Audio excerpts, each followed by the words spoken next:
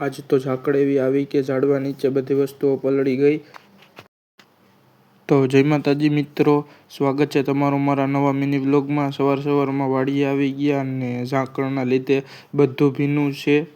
ભીનું હોય કે ના હોય મિત્રો, આપણે વાડીએ આવ્યા એટલે કામ તો કરવું જ પડે ને। આવી ગયા એડા ઉતારવા ને એટલા એડા ઉતાર્યા મિત્રો આપણે તરત જ જવું પડ્યું પાછું।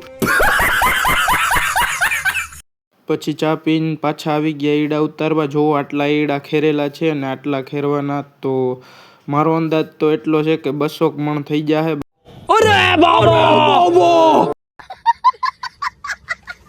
બાકી તમે કમેન્ટ કરજો કેટલા મણ થશે। ઈ વાછડાને છાંયે બાંધો ને વાછડો કે આજ તો આ ઝાડવું કાઢી જ નાખો। कैसे कैसे लोग रहते हैं यार यहाँ। બાકી બળદને માં બાંધી દીધા ને હવે જાય છે ઘરે। તડકો પણ બહુ છે।